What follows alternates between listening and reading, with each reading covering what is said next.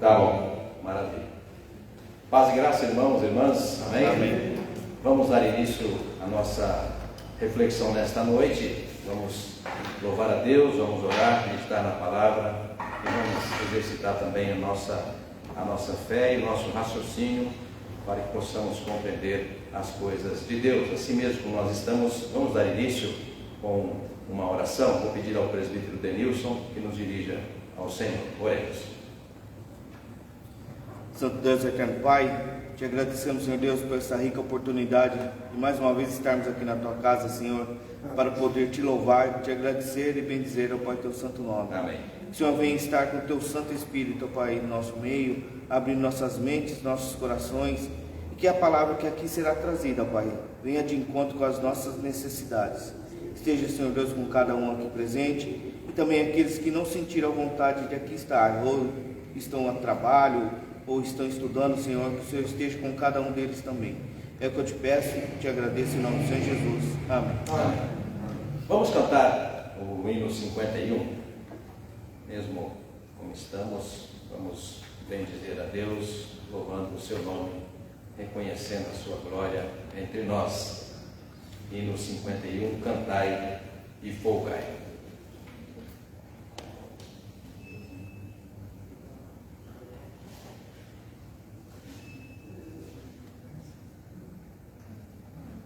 Cantai e folgai, o Messias chegou, dissiparam-se as trevas, a aurora raiou, dai louvor e celebrai-o, foi morto na cruz, dai louvores, publicai-o, já vive Jesus. Cantai e folgai, pelos ímpios sofreu, satisfez a justiça, seu sangue verteu. Dai louvor e celebrai-o, foi morto na cruz. Dai louvores, publicai-o, já vive Jesus. Cantai e folgai, temos livre perdão, pois Jesus nos oferta real salvação. Dai louvores, publicai-o, foi morto na cruz. Dai louvores, publicai-o, já vive Jesus.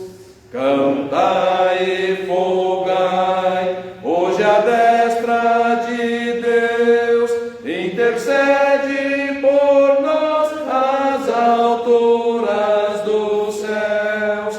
Dai louvores, celebrai-o, foi morto na cruz.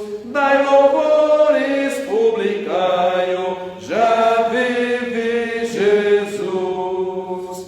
Cantai e folgai, o Senhor voltará, Cristo Rei que glorioso nas nuvens virá. Dai louvores, celebrai-o, foi morto na cruz. Dai louvores, publicai-o, já vive Jesus. Vamos abrir a palavra do Senhor em duas passagens no Antigo Testamento, dois profetas. Primeiro, Isaías capítulo 14, profeta Isaías capítulo 14, nós vamos ler do verso 12 até o verso 15. Isaías 14, verso de número 12 até o verso 15.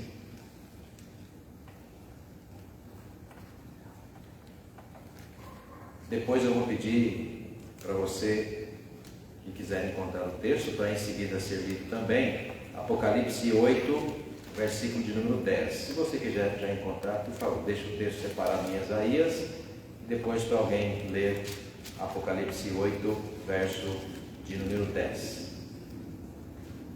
Todos encontraram Isaías 14, amém? Amém. Verso 12 até o verso 14, diz assim: Como caíste do céu, ó estrela da manhã, filho da alva, como foste lançado por terra, tu que debilitavas as nações.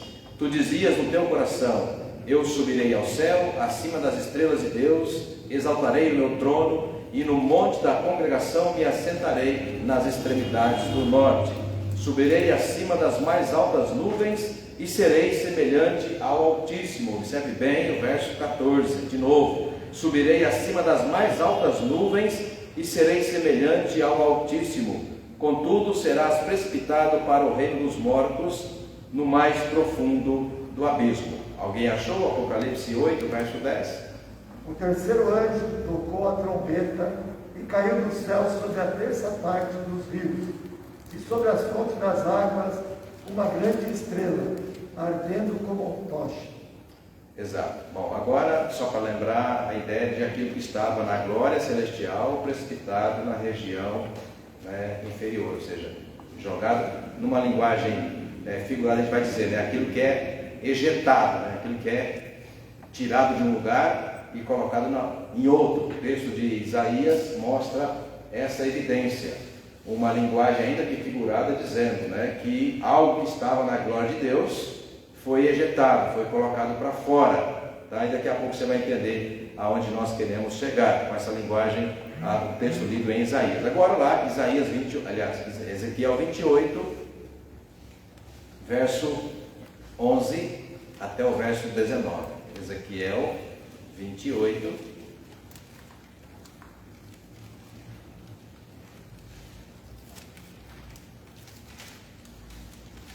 a leitura do verso 11 até o verso 19. Também conto com a sua atenção, já comparando, ou pelo menos juntando as duas leituras de Isaías, Apocalipse 8, verso 10, e agora a terceira, Ezequiel 28, verso 11 ao verso 19. Eu vou ler, você acompanha. Veio a minha palavra do Senhor, dizendo: Filho do homem, levanta uma lamentação contra o rei de Tiro e diz-lhe: Assim diz o Senhor Deus: Tu és o sinete da perfeição, cheio de sabedoria e formosura. Atenção, verso 13: Estavas no Éden, jardim de Deus, de todas as pedras preciosas te cobrias: o sárdio, topázio, diamante, berilo, ônix, jaspe, safira, carbúnculo, esmeralda. De ouro te fizeram os engastes e os ornamentos. No dia em que foste criado, foram eles preparados. Verso 14 também, atenção: Tu eras querubim da guarda ungido, e te estabeleci. Permanecias no monte santo de Deus, no brilho das pedras andavas. Perfeito eras nos teus caminhos, desde o dia em que foste criado, até que se achou iniquidade em ti. Na multiplicação do teu comércio se encheu o teu interior de violência, e pecaste. Pelo que te lançarei profanado fora do monte de Deus, e te farei perecer, ó querubim da guarda, em meio ao brilho das pedras. Elevou-se o teu coração por causa da tua formosura, corrompeste a tua sabedoria por causa do teu resplendor. Lancei-te por terra diante dos reis te pus, para que te contemplem. Pela multidão das tuas iniquidades, pela injustiça do teu comércio, profanaste os teus santuários. Eu, pois, fiz sair do meio de ti um fogo que te consumiu e te reduzi a cinzas sobre a terra, aos olhos de todos os que te contemplam. Todos os que te conhecem entre os povos estão espantados de ti. Vens a ser objeto de espanto e jamais subsistirás. Tá? Bom, eu li aqui, já que nós estamos como se diz, na sequência de pegar alguns textos referenciais sobre um primeiro ensinamento básico para a gente interpretar de onde vem Satanás, de onde vem o diabo, de onde vem o mal na figura bíblica apresentada por demônios, espírito das trevas, Satanás, diabo, Beelzebub, ou seja, algumas diversas linguagens que Antigo e Novo Testamentos utilizam para referir-se ao mal. Então nós estamos na sequência aí, então vamos abrir de novo De novo não, agora todos juntos, né? Apocalipse capítulo 12. Apocalipse capítulo 12. Apenas um verso neste capítulo. E depois lá no 20, de novo, mais um verso, o 12. O 2, melhor dizendo. Então, Apocalipse capítulo 12, versículo 9. Parou de funcionar aqui. Som. Apocalipse 12, verso 9. Olha só. Na verdade, eu vou ler do 7 até o 9 para você pegar o contexto, né? Houve peleja no céu. A ideia de peleja aqui é a ideia de algum tipo de conflito, algum tipo de discórdia, algum tipo de eu vou requerer para mim algo além do que eu já tenho, tá? Então houve peleja no céu. Miguel e os seus anjos pelejaram contra o dragão. Também pelejaram o dragão e seus anjos. Todavia não prevaleceram, nem mais se achou no céu o lugar deles. E foi expulso o grande dragão, a antiga serpente que se chama Diabo, Satanás, o sedutor de todo o mundo. Sim, foi atirado para a terra e com ele os seus anjos. Tá? Não sei se vocês conheciam o texto, mas é um dos textos clássicos para fazer referência a essa interpretação sobre a origem do mal. Aí capítulo 20 de Apocalipse mesmo, no verso de número 2. Apocalipse 20, verso 2. Vou ler também o verso 1. Então vi descer do céu um anjo, tinha na mão a chave do abismo e uma grande corrente. Ele segurou o dragão, ele repete, a antiga serpente, que é o diabo, Satanás, e o prendeu por 1000 anos. Tá? Bom, nós vamos hoje, de acordo com a nossa sequência de estudos doutrinários, o nosso código doutrinário, né? Nossa confissão de fé, nós vamos hoje abordar o tema sobre a doutrina do pecado, né? Ou, de acordo com outra tradição que a gente também fala sobre a origem do mal, a gente fala, né? A doutrina da queda, ou seja, a descrição bíblica do Gênesis 3, de como é que aquela saga, né, termina, e então inicia-se a história humana, né? Que é a mesma que nós a escrevemos, né? Ou participamos da sua, né, construção, tá? Vamos ter mais uma palavra de oração e em seguida a gente vai começar a abordar aqui. Eu vou ler o texto doutrinário, alguns trechos, e aí a gente começa a abordar essa reflexão. Voltou aqui, né, Marcos? Obrigado. Presbítero Milton, irmão, bora. Santo Deus, eterno Pai, obrigado, Senhor Deus, por mais este dia de vida, Pai amado, que o Senhor concede a cada um de nós, Senhor. Obrigado, Senhor Deus, porque mais uma vez o Senhor permite que nós possamos nos reunir em igreja, Pai amado, aqui na Tua casa, Pai. Que nós possamos, Senhor Deus, estar com as nossas mentes, os nossos corações, Senhor Deus, abertos para Ti, Pai, para ouvir a Tua palavra, Senhor Deus. Senhor. E que essa palavra, Senhor Deus, ela venha realmente fazer diferença na vida de cada um de nós, Senhor. Que ela possa, Senhor Deus, estar dando, Senhor Deus, para nós sabedoria, entendimento, esclarecimento.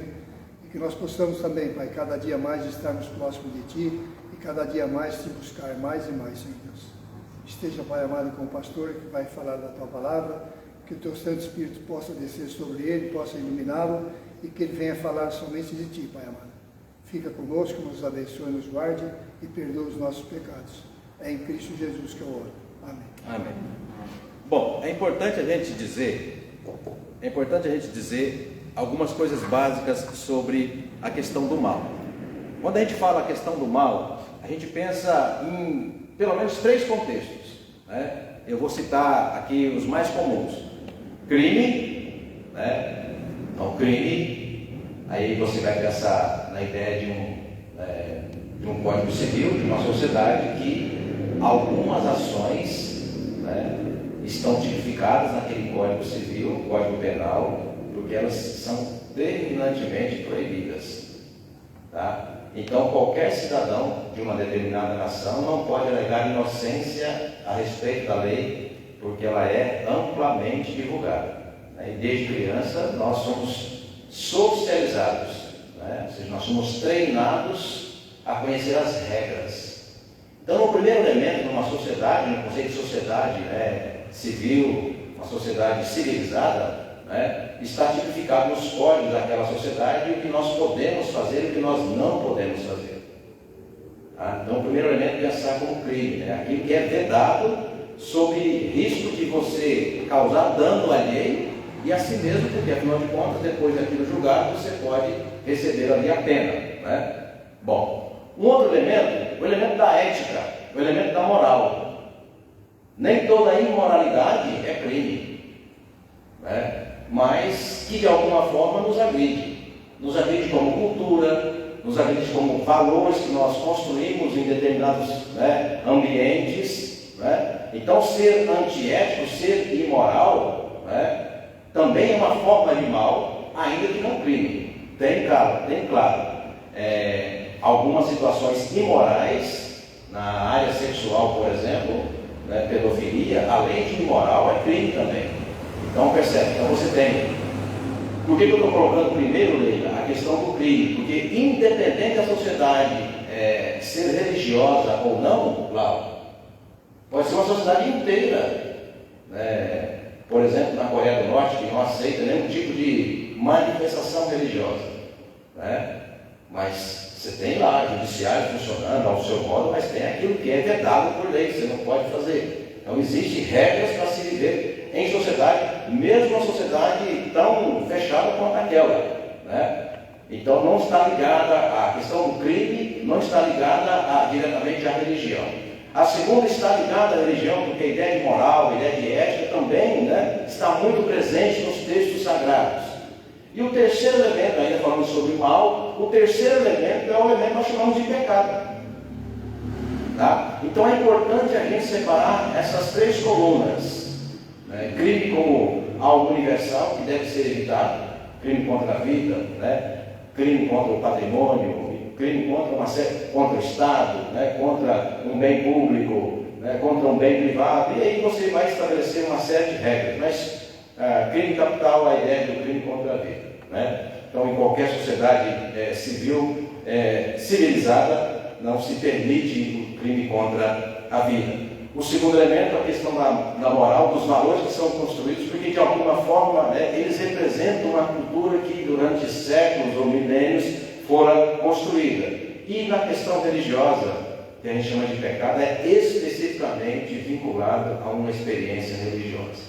Tá? Então, quero dizer isso inicialmente, por quê? Porque há ciências que trabalham com a ideia de mal também. A antropologia trabalha, a filosofia trabalha. Por exemplo, na antropologia, né, no Brasil, nas terras indígenas, na América, muito antes de Cabral chegar aqui, já existiam centenas e milhares, estima-se em toda a América Latina 5 milhões de indígenas, centenas de tribos, dialetos, né, algum tipo incipiente de religião, regras entre eles, ainda que brigassem muito, né, então, disputa de terra, disputa de valores de bens comuns, né? Então, ao nosso olhar religioso, ao nosso olhar bíblico, já existia também ali a manifestação do pecado, não a manifestação do crime, porque não havia sociedade organizada. Tá? Então, dito isso, a pergunta é: de onde vem o mal? Né? De onde vem essa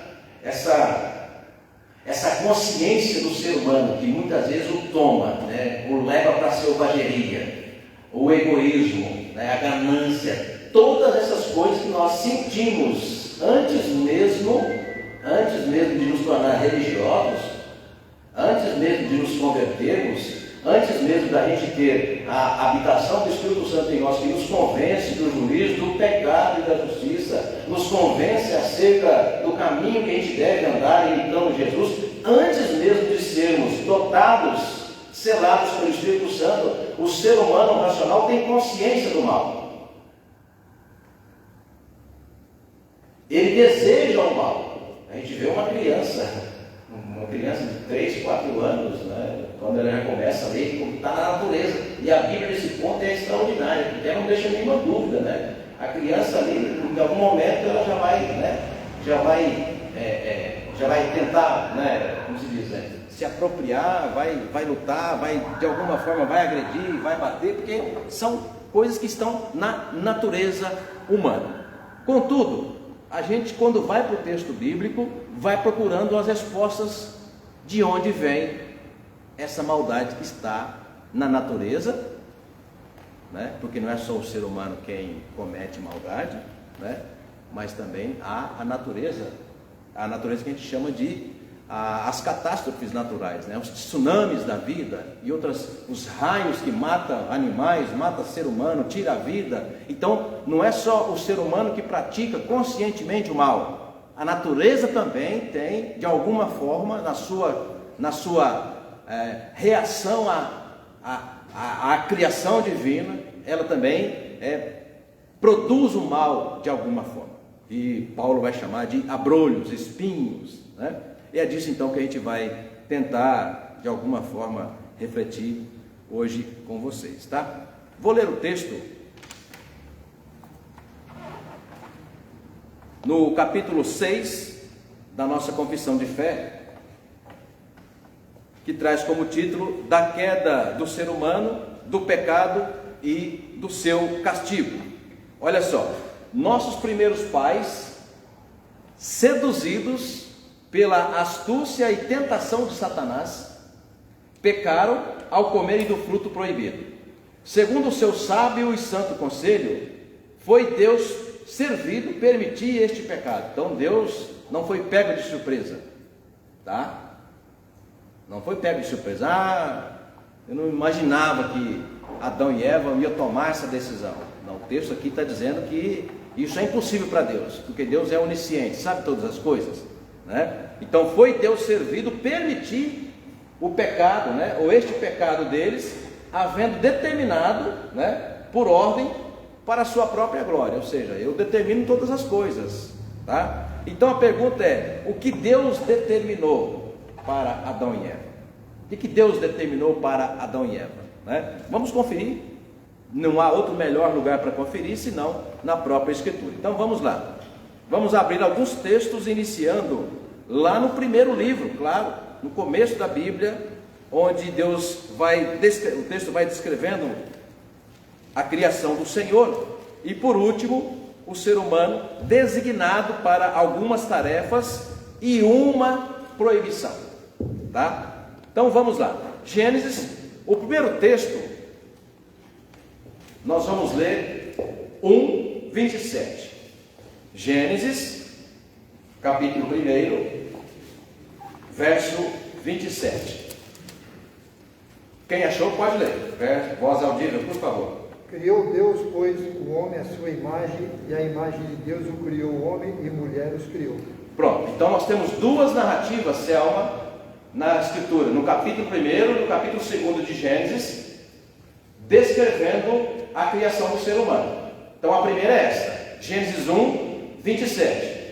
A coisa mais próxima que você vai encontrar sobre o estado do ser humano antes da queda, Leila, a coisa mais próxima, a afirmação mais próxima que você vai encontrar para definir o que era o ser humano antes da queda, está nesse versículo 27 e no outro que a gente vai ler no capítulo 2 daqui a pouquinho, tá? Ou seja, que Deus formou o ser humano, Adão e Eva, à sua imagem e semelhança. Então guarde isso.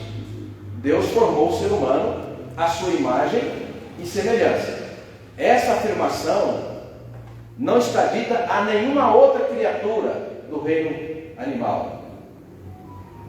Toda a forma de vida que Deus criou, de tudo na criação, apenas ao ser humano a afirmação, em muitas passagens bíblicas, mas essa é a primeira, em que o ser humano, quando criado, foi criado com um detalhe, com um diferencial, uma característica específica, imagem e semelhança de Deus. O outro texto que eu quero que você veja comigo, aí no capítulo de número 2, a formação do ser humano, né?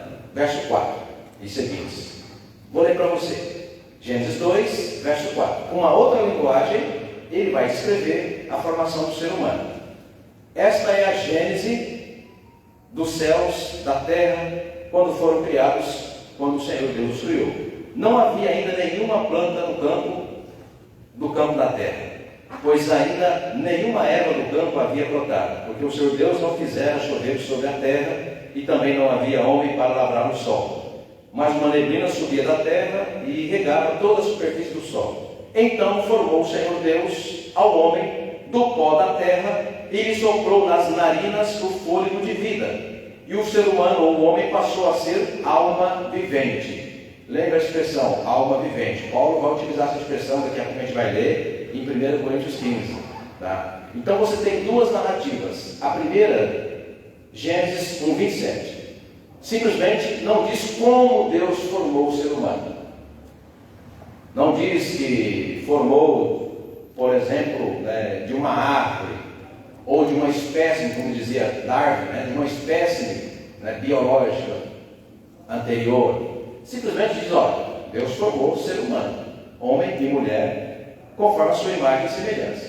O capítulo 2, os exegetas aí, estudiosos, dizem que esse capítulo foi escrito num outro momento, diferente, mais tarde do capítulo 1, então colhendo outras influências literárias, enfim, tanto que ele descreve a formação do ser humano, usando agora uma linguagem figurada.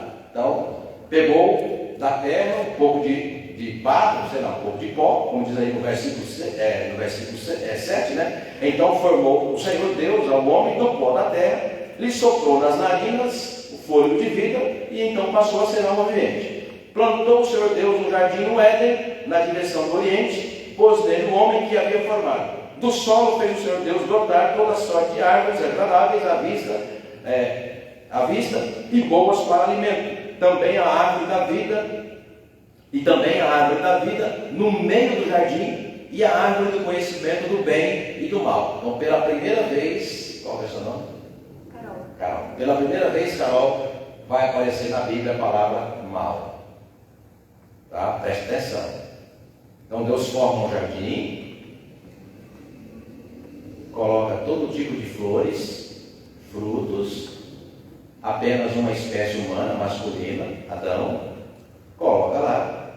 E na sequência da narrativa, Marlene, vem no verso 9.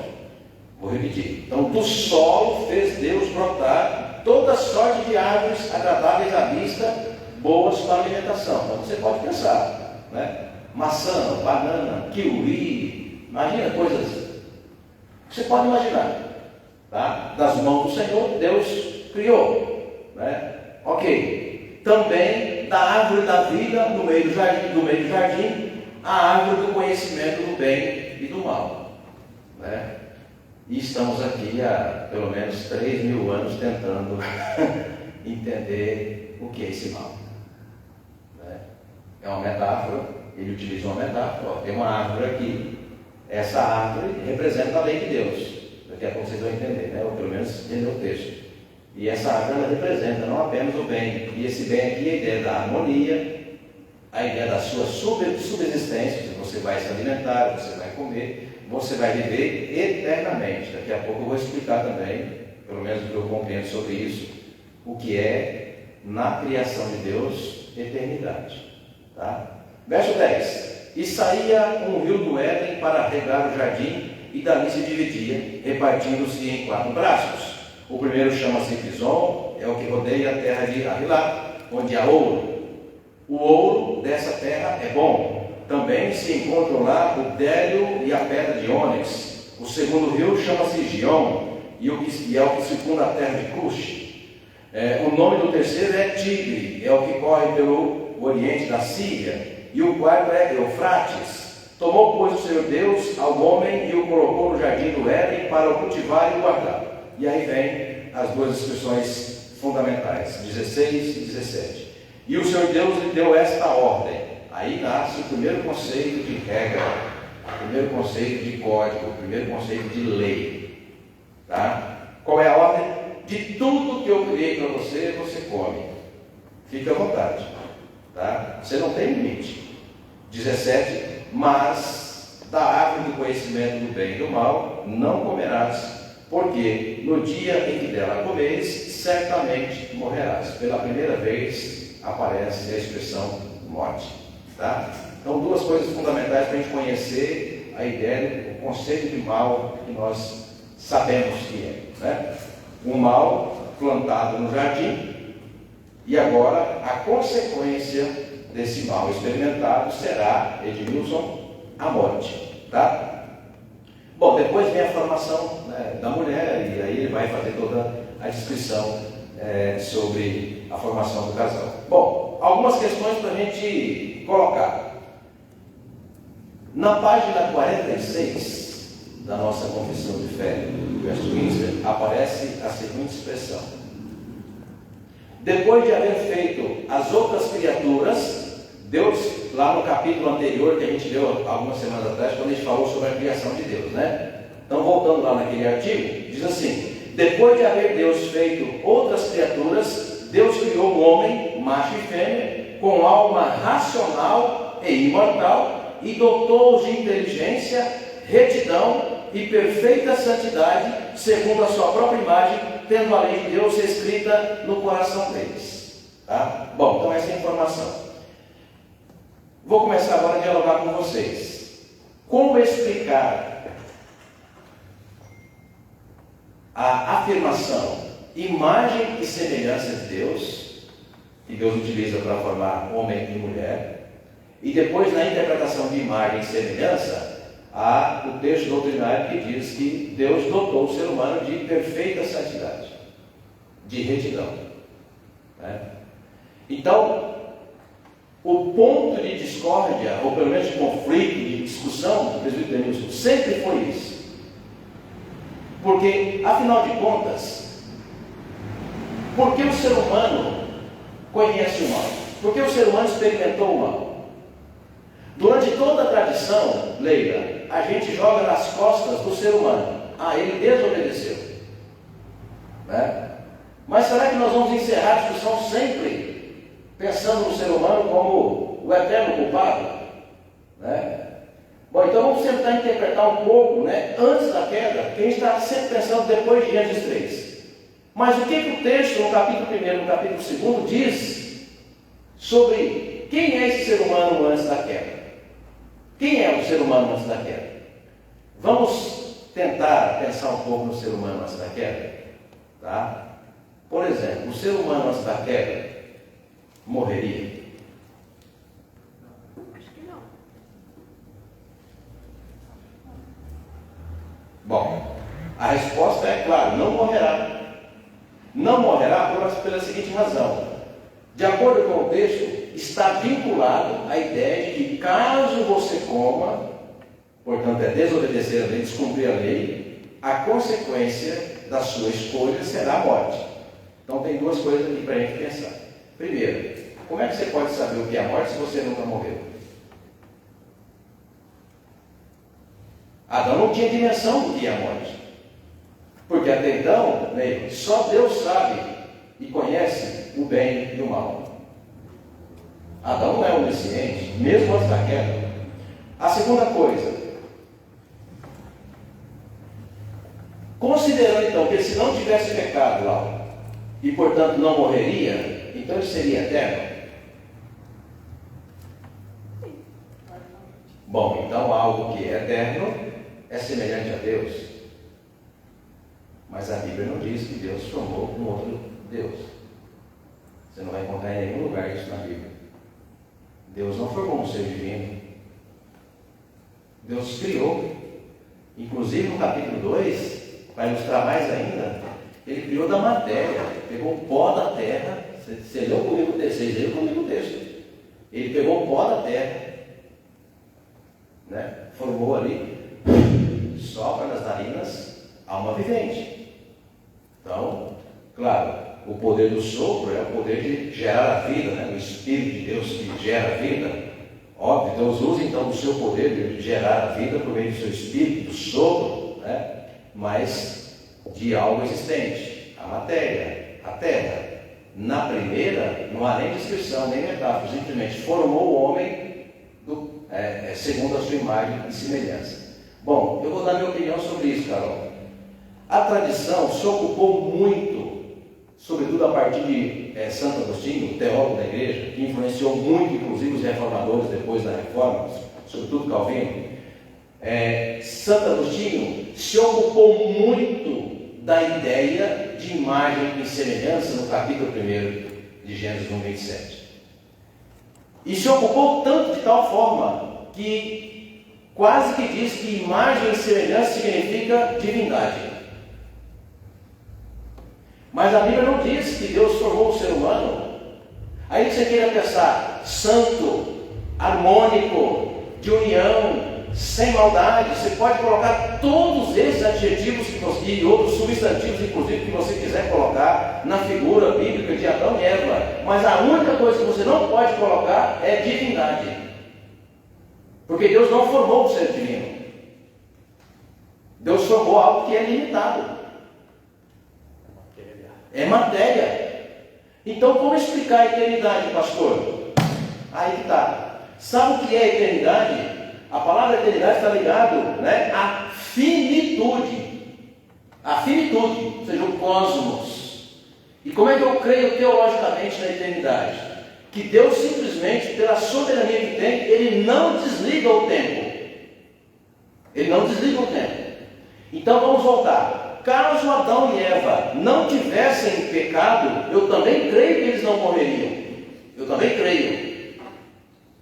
Viveriam em harmonia. Viveriam, inclusive gerariam filhos, porque antes do pecado lhes foi dada a ordem: crescer e multiplicai. Então eles têm estômago, têm intestino, faria o número 1, número 2, ou seja, o ser humano na acepção da palavra. Quem come vai ter, senão daqui a pouco, ou seja, está lá, você vai se alimentar de tudo, você vai ter filhos, vai gerar. Então a ideia de que há um projeto de harmonia, de uma criação sem a participação da maldade, nem na criação mesma e nem por escolha humana.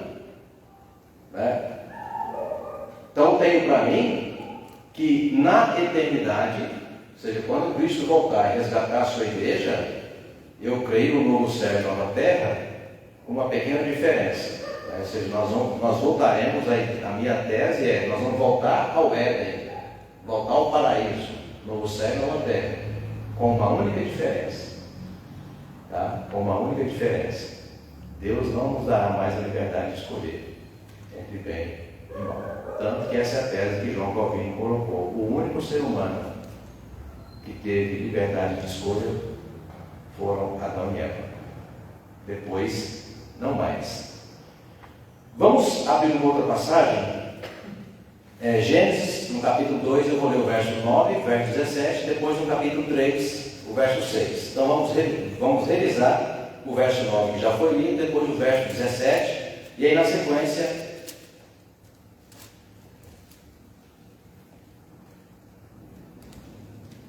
o verso de número 6. Então vou ler de novo. Gênesis 2, 9. Do solo fez o Senhor Deus brotar toda sorte de árvores agradáveis à vista e boas para alimento, e também a árvore da vida no meio do jardim, a árvore do conhecimento do bem e do mal. 17. Mas desta árvore, conhecimento do bem e do mal, não comerás, porque no dia em que dela comeres, certamente viverás.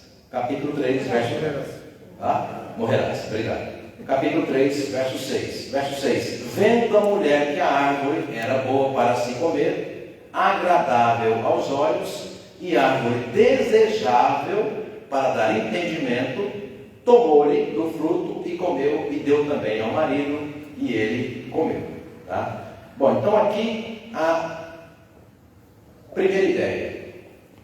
Deus criou Adão e Eva, sim, eu creio, retos, em harmonia, em comunhão com o Pai, sem pecado, sem maldade, porém, dando-lhe um dispositivo, uma senha. Uma senha.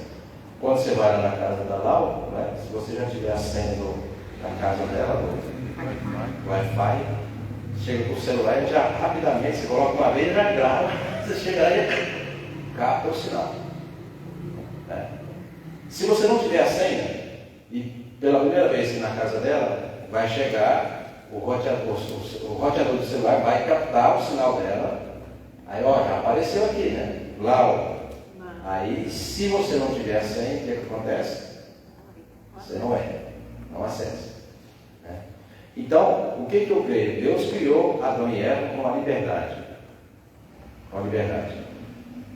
Se vocês escolherem, né, desta árvore, eles foram criados, foram dotados de liberdade, eles poderão.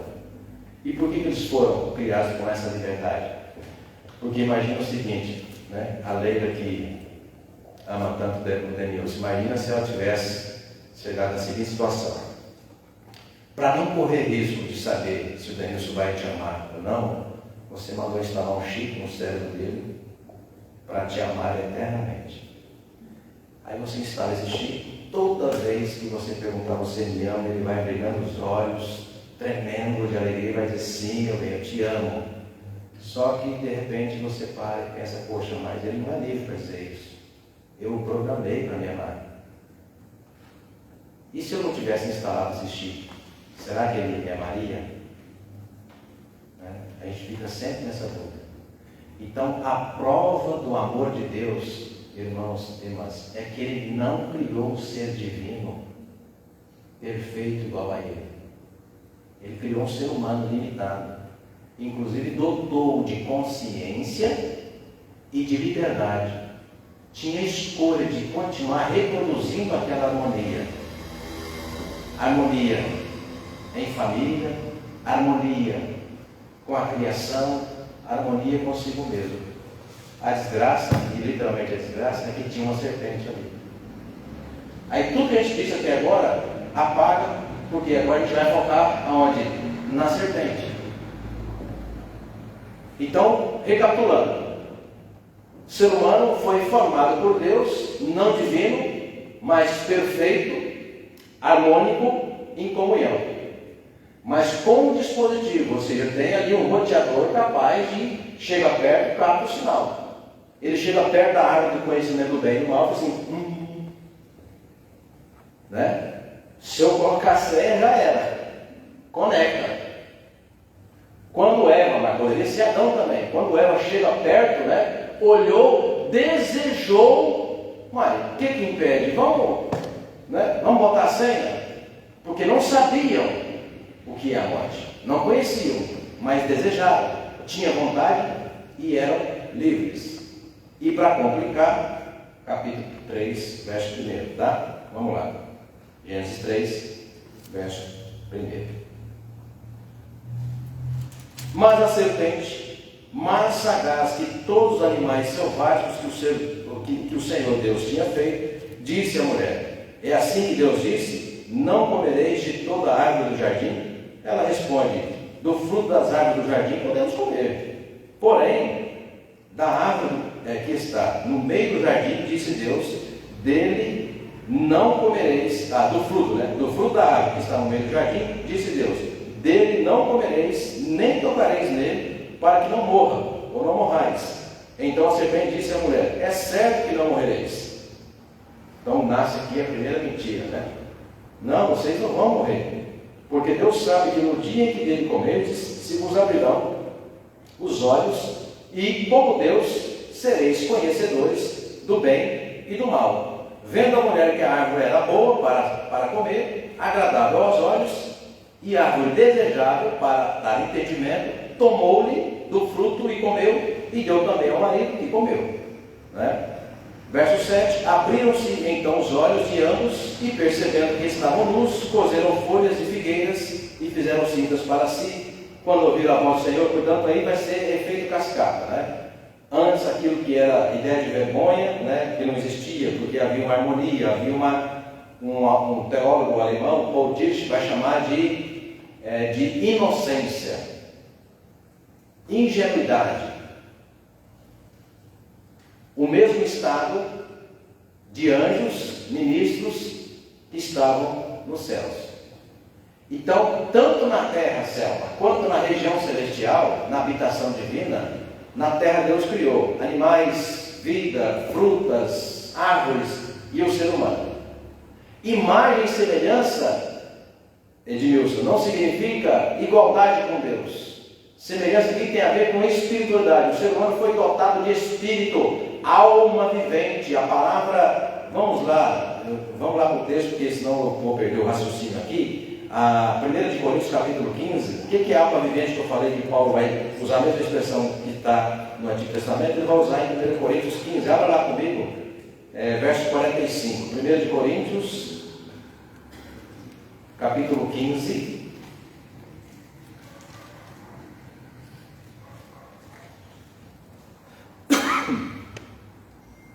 bom, 1 de Coríntios capítulo 15, verso 45, pois está escrito, o primeiro homem, Adão, foi feito, olha só, alma vivente. A palavra em hebraico é nefesh, garganta, respiração. Alma, então, é estar vivo. Só que no Novo Testamento, que é outra cultura, é a cultura grega, é a cultura helênica, é a cultura muito mais voltada numa relação sobrenatural, ou seja, ela busca muito mais do transcendente. A alma, a palavra alma é o quê? Psique. Aí o psicólogo. Alma em grego é psique. Ou seja, então Deus criou do pó da terra um ser humano, mas deu a ele o quê? Deu psique. Deu capacidade dele de pensar, de refletir, de perceber, inclusive, que há algo, de crer, há algo que está além da natureza. Então ele é capaz de pensar em coisas além da natureza, metafísica, ou seja, além daquilo que ele é capaz de ver, tocar e ouvir. Tá? Então, nesse sentido, como é que nós interpretamos aqui, né, voltando lá para o texto de Gênesis, né, como é que nós interpretamos a expressão, né, com Adão e Eva, né, quando vão dizer que experimentam, vão comer daquele fruto e passam então a ter conhecimento, né? Porque afinal de contas a proposta é conhecimento do bem e do mal. Então conhecimento é simplesmente tirar o véu da ignorância e passar a saber uma coisa. Então eles não conheciam o mal na sua experiência materializada. Eles não conheciam. Não conheciam. Então qual é o preço da maldade que nós conhecemos? Qual é o preço da maldade que o ser humano conhece e pratica? É o preço de termos adquirido conhecimento. Se nós não tivéssemos, a partir de Adão e Eva, experimentado daquela árvore, daquele fruto, nós seríamos seres angelicais, vivendo eternamente. Não morreríamos, não conheceríamos o mal, não teríamos chegado onde a gente chegou. Criar avião, bomba nuclear, igreja, luz, energia, nada disso. É isso que nós chamamos de conhecimento. Agora, o ser humano cria coisas boas, mas o mal está engendrado nele. Fruto do quê? Fruto de uma escolha humana, ainda que inconsciente, porque ele não conhecia o mal. Então ele teve a liberdade de colocar a senha. Está lá, no meio do jardim. Você vai culpar Deus? Então vou voltar ali a frase que eu usei, né? Para ler e para o Denilson. Você vai culpar Deus porque Deus provou que é amoroso? Deus provou que é amoroso. Ele não programou o ser humano para, não, eu vou te obedecer para sempre. Deus deu liberdade para ele. Você escolhe o que você quer. Você escolhe. E aí, sendo livre para não te amar, ele escolheu te amar. Você não fica muito mais feliz? Ele poderia não te amar, e de livre vontade ele escolheu te amar. Agora, se você tivesse programado, sem ouvir a vontade dele, programado ele para te amar, você nunca saberia, se ele tivesse a oportunidade de não te amar, se ele te amaria. Então Deus dotou o ser humano, ele coloca, Milton, naquele jardim, a árvore do conhecimento do bem e do mal, como sinal de você é livre para escrever a sua história. Você é livre para escrever a sua história, né? E aí, infelizmente, né, a serpente, para dar uma ajudinha, né, ela vai lá e não, não é isso aí não, você não vai morrer não, você ao contrário, você vai ser que nem Deus. E a pergunta é, então o que a serpente estava fazendo ali? Essa semana eu coloquei no Facebook brincando, né? Mas tinha que colocar aquela serpente lá para ludibriar a Eva. Tá, quem é a serpente? você não resolve a questão. Sabe por quê? Os dois textos que nós lemos, Carol, de Isaías 14 e Ezequiel 28, quando fala figuradamente sobre aquilo que estava na glória de Deus foi precipitado, então até anjos que Deus criou estavam na presença dele, anjos criados, não divinos, livres também. Um deles, chamado de Lúcifer, anjo de luz, escolheu ser mais do que Deus, e Deus o atira para fora. Percebe? Então, da onde vem o mal? O mal vem da própria criação. Ah, mas a culpa então é de Deus. Não, a culpa não é de Deus. Deus simplesmente mostra o seu amor, saindo da sua própria glória e decide criar. Então, Deus decide compartilhar a sua glória. E Ele compartilha com a criação. Agora, Deus não criou outra divindade. Seria incoerente. Não, Ele criou aquilo que sai de si. Tudo que sai de Deus deixa de ser Deus, não é Deus. Tudo que sai de Deus é matéria. Os rios, as estrelas, os astros e o ser humano. Vou dar um exemplo. Trouxe aqui esse sabonete. E é o que eu uso em casa mesmo, um dos, né? Porque é barato, né? Tá tudo caro, então eu vou levar isso daqui. Olha só o Albany, ou Albany, não sei, Albany. Está dentro aqui de um recipiente lacrado. E vamos imaginar, né? Se você deixar aqui, isso aqui vai durar, não sei, imaginar. Pode durar 100 anos. Pode durar 300 anos. Se nunca for aberto. Tá? Então, a experiência, Carol, de Adão e Eva é a experiência de abrir, de acessar o Wi-Fi. E quando fizeram isso, eram livres para fazer isso. Fizeram isso, inauguraram o que nós conhecemos. Inauguraram o mundo que nós conhecemos. Se não tivessem feito, duraria o tempo que Deus permite durar. Vamos pensar assim? 10 bilhões de anos, Adão e Eva, ou nunca acabaria. E mesmo nunca acabando o tempo, porque Deus não desligaria, mesmo assim eles não seriam divinos. Não seriam divinos. Na eternidade, quando Cristo voltar e resgatar a sua igreja, nós voltaremos a mesma, já disse aqui, vou repetir porque para ter no apontamento final, essa é a tese principal. Quando Cristo resgatar a sua igreja, nós voltaremos àquela harmonia de antes de Adão e Eva, com uma única diferença: Deus não nos dará mais a condição de escolher. Nosso destino estará concluído. Aliás, Jesus falou: no céu não se casa, não se dá em casamento, não tem filhos, não tem morte. Aliás, o texto, né? Vamos relembrá-lo, né? Isaías 65, vamos lá?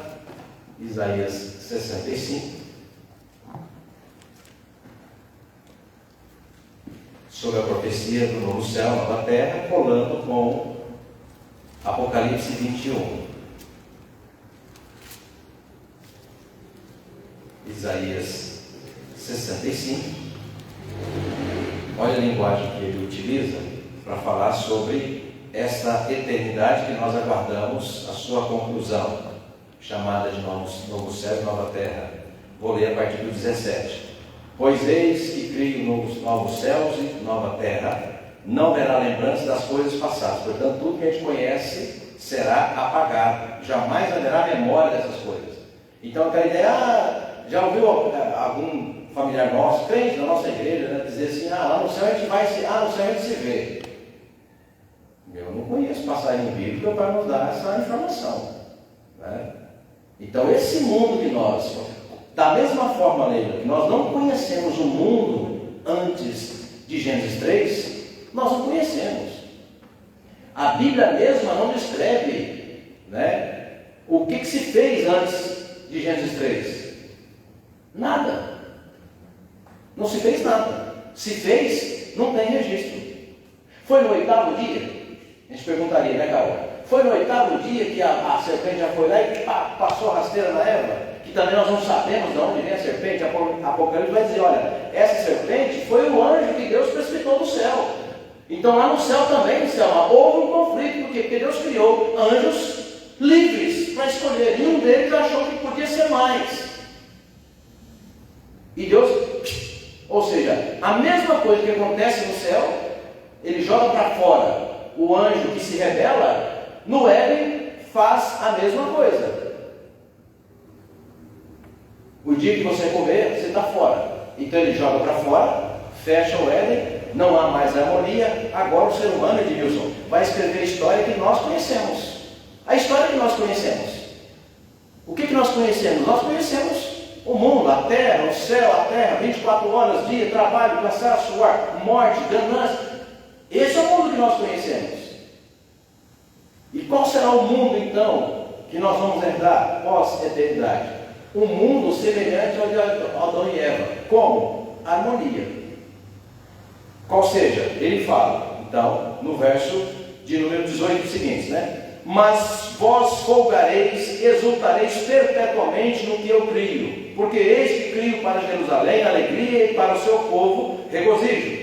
Exultarei por causa de Jerusalém e me alegrarei no meu povo, e nunca mais se ouvirá nela nem voz de choro, nem de clamor. Não haverá mais nela criança para viver poucos dias, nem velho que não cumpra os seus, porque morrer aos 100 anos é morrer ainda jovem, e quem pecar só aos 100 anos será amaldiçoado. Aí você fala, mas então não haverá pecado, então vai ter morte. Eu disse, não, é uma linguagem figurada, ou seja, aquilo que é praticamente impossível de acontecer, está dizendo, é o que vai acontecer. Então a ideia aqui de pecar, isso vai ser amaldiçoado 100 anos depois. Então assim, é aquela ideia de que, né, será sempre postergado. Deus não vai levar isso em consideração no sentido de que, né, a ira de Deus se revela logo após em seguida o pecado, né?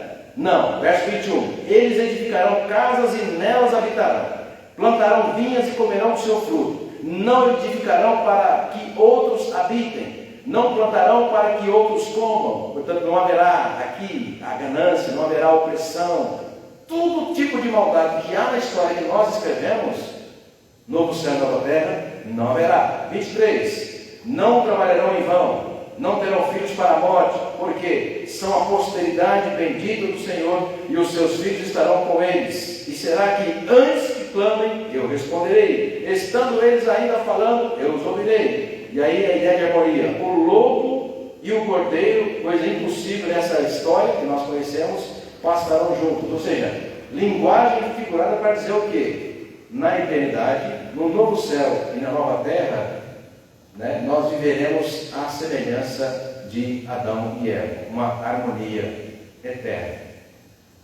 sem a opção de ter de novo uma árvore, uma pegadinha, uma serpente, ou uma árvore do conhecimento do bem e do mal, para a gente de novo, lá na eternidade, depois que Cristo resgatar a sua igreja, voltar tudo de novo. Não, na eternidade Deus não nos dará essa opção.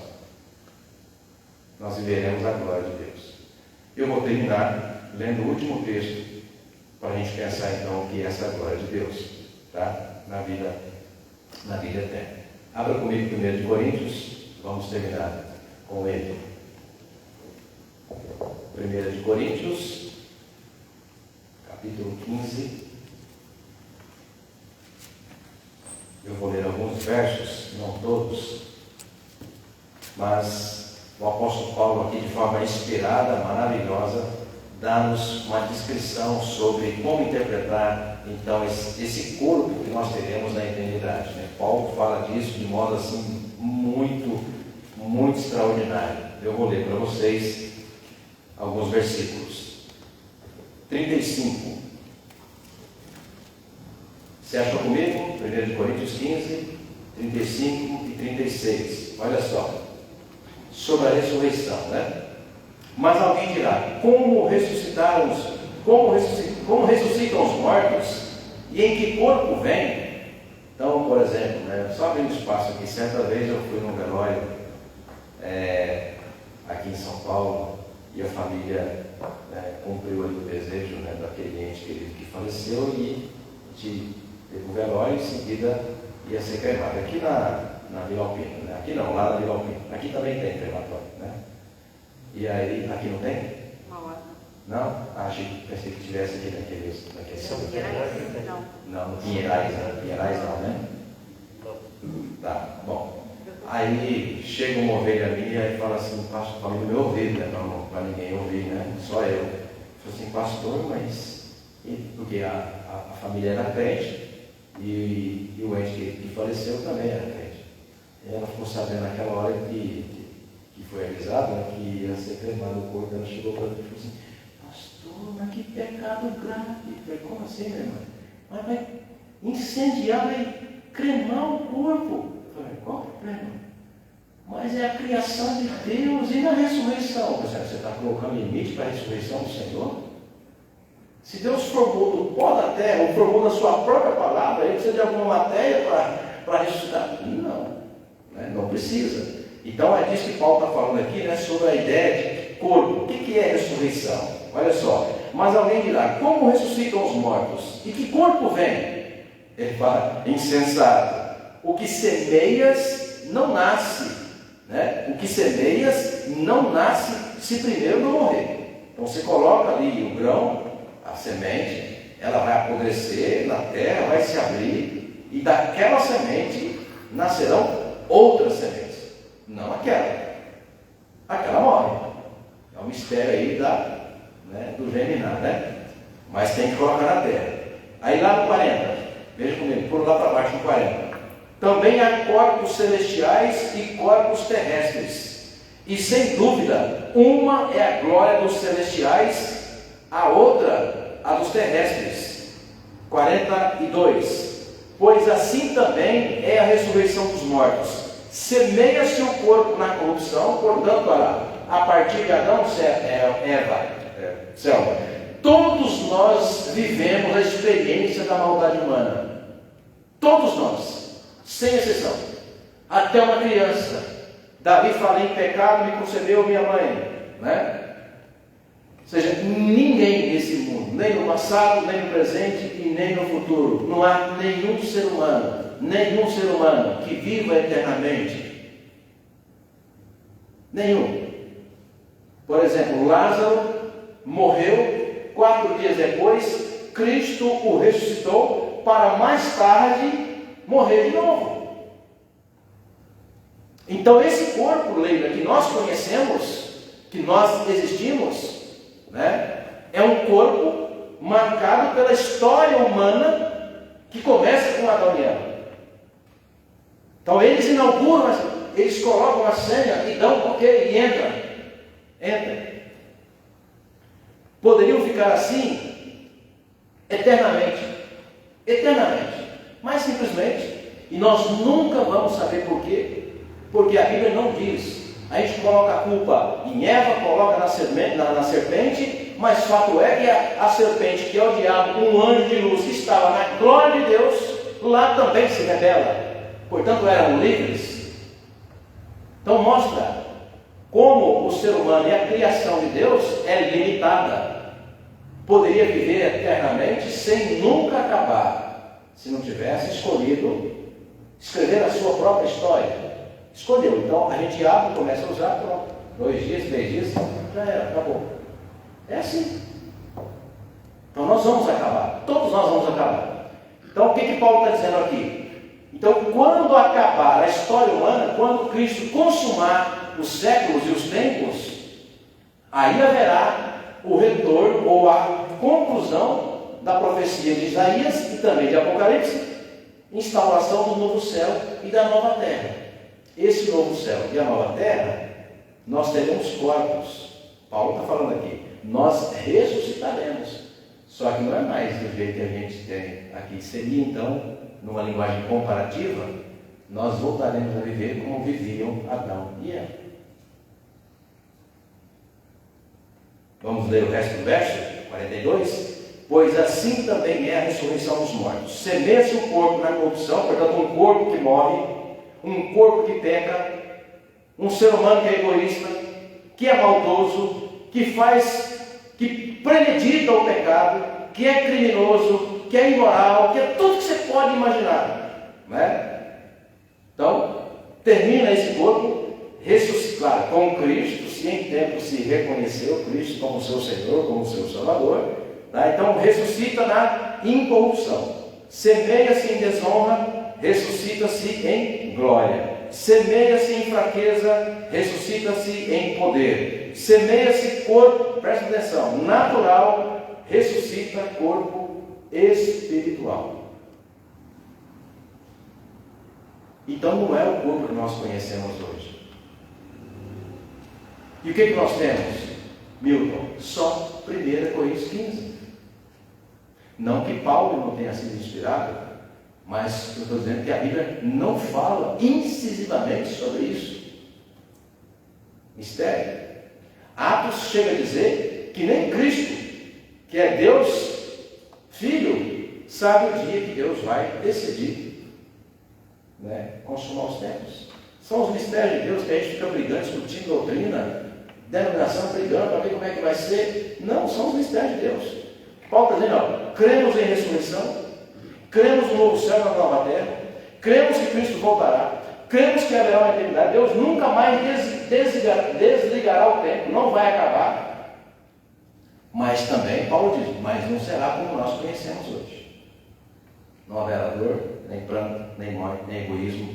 E por quê? Porque o corpo não será esse. Verso 44, para terminar. Semeia-se o corpo natural, ressuscita espiritual. Se há corpo natural, há também corpo espiritual. Pois assim está escrito: o primeiro homem, Adão, foi feito alma vivente. O último homem, o último Adão, porém, é que? Espírito vivificante. Mas não é primeiro o espiritual, e sim o natural, depois o espiritual. Então aí Paulo vai fazendo um jogo de palavras, para dizer como é que nós teremos. Então, qual que é, como se diz, a conclusão que a gente chega desse assunto? Eu falo que na nossa prática pastoral, o pastor, a pastora, precisa orientar sempre a sua comunidade sobre as consequências do pecado. Ocorre que muitas vezes os pastores trabalham com o outro lado, que é a busca do desenvolvimento da santidade. Se nós repetimos as mesmas coisas que Agostinho falava. Você tem que ser santo, e santo, e santo, e vai desenvolvendo isso, e vai desenvolvendo, e vai. E você vai no efeito dominó, Depois de uma longa caminhada, dando tudo certo, daqui a pouco, uma mentira que você conta. O castelo. Aí então fala assim: mas então, pastor, se você não trabalha pastoralmente o desenvolvimento espiritual da sua comunidade, de buscar a santidade, de buscar a comunhão, você está abrindo espaço para ela. Então, já que Deus perdoa mesmo, quem diz isso, assim, é de uma imaturidade bíblica e teológica infeliz. Sabe por quê?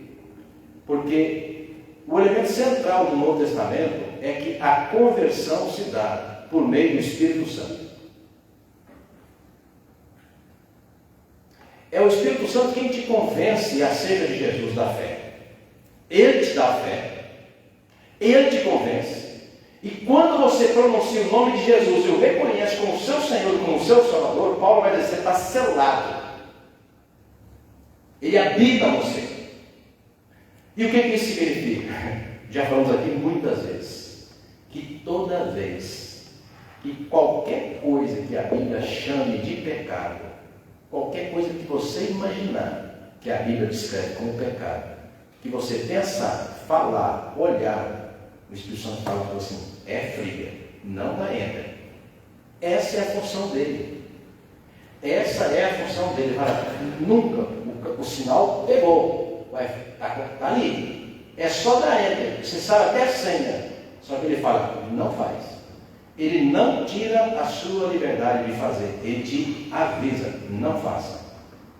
Em outras palavras, é o que Paulo fala, Denilson, em 1 Timóteo, quando ele está orientando o jovem pastor Timóteo para ser irrepreensível.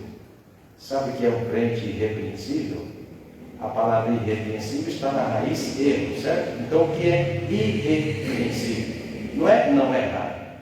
Irrepreensível é que quando você erra, quando você peca, você não espera ser descoberto. Porque, afinal de contas, se você não for descoberto, então você não precisa se converter, pedir perdão, confessar. Porque a ideia, então, de quem não pode descobrir é o pastor, é o conselho, é a igreja, é o ministério que eu dirijo na igreja. Não, é impossível você pecar e ficar no anonimato. Sabe por quê? Porque o Espírito Santo estava lá no exato momento que você pecou. Sabe por quê? Porque ele mora em você. Então o que significa ser irrepreensível? Significa que quando a gente peca, quando você peca, quando eu peco, antes mesmo de ser descoberto pelo outro, eu mesmo já reconheço que pequei. Portanto, eu mesmo peço perdão ao Senhor. Por que isso? Porque o Espírito Santo habita em mim. Então, na minha prática pastoral, eu não fico o tempo todo vinculado, que aquela tese que você precisa lutar contra o pecado, que você precisa buscar a santidade, desenvolver isso, desenvolver aquilo e tal, na ideia de que se você não fizer isso, você não vai ter o prêmio por merecer. Eu não trabalho essa tese. Eu trabalho exatamente o contrário. A presença de Deus em você é tão majestosa, é tão maravilhosa, que você tem plena consciência de que aquela culpa que você mesmo não fez, mas você herdou. A culpa de Adão e Eva você herdou, porque você é humana. Você é humano. Isso é bíblico. Isso é doutrinário. Simplesmente por você existir como ser humano, você herdou aquilo por ordem divina. Deus decretou que todo mundo, depois de Adão e Eva, nasce em pecado. É uma determinação do Senhor. Mas, no plano da salvação, ele tem um pai. E ele próprio vai por meio do Espírito Santo e vai te convencer do juízo, do pecado, da justiça, e ele vai habitar você. Quando ele habita você, é ele também quem vai cuidar da sua salvação. Não é você. Então, o crente que vive literalmente, genuinamente a sua conversão em Deus, ele não tem medo do pecado, porque toda vez que ele pensar em pecar, ele já é avisado. Eu costumo dizer que não dá para esconder o pecado de Deus. Não dá. A não ser que não seja convertido, seja só religioso. Então, nesse sentido, por que eu trabalho o tema da queda dessa maneira? Eu fujo da culpa. Eu fujo da culpa.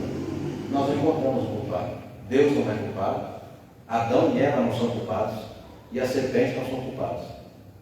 Por quê? Porque eles foram criados com a possibilidade de escolher, eles escolheram. E quando escolheram, eram livres para escolher, experimentaram a consequência das suas escolhas, a morte. Mas na graça de Deus, na generosidade de Deus, o primeiro pacto, que era o pacto da criação, já estava previsto também o pacto da redenção. E Deus em Cristo nos redimiu. Portanto, tem 3 capítulos na Bíblia sobre a criação. E o resto todo é a salvação. Gente, alguma pergunta? Alguma questão? Mas Deus já sabia que isso ia acontecer. Sabia, claro. Se eu dissesse que não sabia, eu teria que dizer que Deus não tem onisciência. Ele tem. Então, Deus sabe, mas não interfere. Se ele interferisse, é aquela brincadeira que eu fiz com a lei, Como é que ele poderia interferir? Instalar um chip em nós para não nos permitir escolher. Não, nos criou livres. Você escolhe. Os anjos, livres no céu. E um deles se rebela. Depois, não mais. Calvino acertou muito nisso, Depois de Adão e Eva, Deus expulsa-os, fecha o paraíso, ninguém mais tem liberdade. Por quê? Porque a mente humana foi corrompida. O ser humano, depois de Adão e Eva, é impossível voltar por si mesmo à comunhão com Deus. Até porque o paraíso foi fechado, Então, Deus sabia, mas não intervém. Eu quero ouvir de você. Eu quero dar o direito de você escolher. Então, Deus é amor. Deus não é um déspota, um imperador que vai. Não, ele criou o ser humano livre. Você escolhe. Ele poderia simplesmente não ter plantado aquela árvore do conhecimento do bem e do mal. Para quê? A gente perguntaria, Para que colocar aquela árvore lá, meu Deus do céu? Mas então aí, se não der a possibilidade do ser humano escolher honrar a Deus, Deus nunca, como se diz, não provaria o seu amor. Ele criou uma marionete, ele criou ali um robô programado para amá-lo. Não, Deus é amor, Deus respeita. Eis que estou à porta, Apocalipse 3:20, eis que estou à porta e bato. O diabo vem para matar, roubar e destruir. Ele chega e vai arrombando a porta. O Senhor não. Tanto é que na nossa condição de pecador, de queda, Deus se inclina para nós. Texto de Êxodo 3 é maravilhoso, quando o anjo vem e fala com Moisés, ele fala assim, eu ouvi o clamor do meu povo, eu desci e a fim de livrá-lo. A ideia de terceiro sai da glória de Deus. Ele sai da sua glória, levanta pessoas, anjos, ministros, e vai. Quando Agar, nem deram projeto para Abraão aquele, mas bobagem humana. Agar com a criança, desamparou no deserto, chorando. Aí aparece o eu ouvi o choro da criança. Um texto maravilhoso. E é isso. Deus que nos ouve mesmo. Então Deus é esse amor. Ocorre que muitas vezes na tradição os pastores querem trabalhar a ideia da culpa. A culpa, gente, a culpa não te absolve de nada, você já fez. Ficar tentando encontrar culpar, a culpa é de quem? É de Deus? Não, ao contrário, é graça de Deus. E por que é a graça de Deus? Porque Ele te formou livre lá no Éden. Ele colocou lá, inclusive, uma opção para você. Olha, está aqui a prova de que você é livre. Você pode comer. Agora, eu vou dizer para você, se você comer, você vai morrer. E ele também não sabia o que era a morte. Piqui. Vocês já comeram? Todo mundo já comeu piqui? Não? Aquela fruta do cerrado goiano? É aquela mesmo. Então, a Cleide disse que nunca comeu. Então, você pode ter desejo, você pode ter saudade. Estou com a vontade de comer piqui. Bom, você não vai ter vontade, você pode ter curiosidade, porque nunca comeu. Então você tem uma ideia, você tenta imaginar o que é, mas o gosto jamais vai. Por quê? Porque você não experimentou aquilo. Então a ideia, no dia que você comer, você vai morrer, isso não significava nada para Adão. Eles não tinham morrido, não sabiam o que é. Então foi a pegadinha? Não, é o preço da liberdade. É o preço da liberdade. Deus, vocês são livres para escolher. Mas Deus não nos coloca uma pegadinha a ponto de dar liberdade para você. Você escolhe, expulsa, e é expulso para isso. Mas Deus também dá atrás de você, porque Ele não abre mão de você. Não percebe? Então é o preço da liberdade. Deus nos dotou de liberdade. Porém, já disse, no céu não vai ser. No céu não vai ser assim. Essa liberdade termina aqui. Na eternidade, não se casa, não se dá em casamento, e você não vai ter um jardim do Éden para você escolher de novo. Não, simplesmente nós vamos viver eternamente a glória do Pai. Mais alguém, gente? Ou vamos terminar? Vamos terminar? Vamos orar? Fechemos nossos olhos. Deus, nós te somos gratos por esse tempo, Senhor. Obrigado pela oportunidade de meditar na Tua Palavra, de estudar, Deus, um tema pesado, difícil, Senhor. Não temos dúvidas nenhuma, nem na história, nem no nosso próprio coração, do pecado, da maldade, porque, Pai, nós conhecemos no mundo e em nós mesmos. Mas também somos gratos, Deus, porque em tempo, no momento que o Teu Evangelho chegou em nosso coração, o Teu Espírito Santo agindo, fomos convencidos, ó Deus, de que em Jesus há copiosa salvação. E obrigado, Pai, por generosa graça que nos alcançou.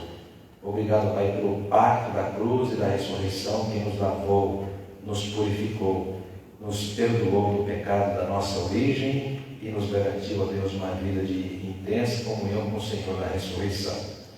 Reconhecemos sempre, ó Pai, como Paulo fala em Romanos 7, a nossa natureza que ainda é má.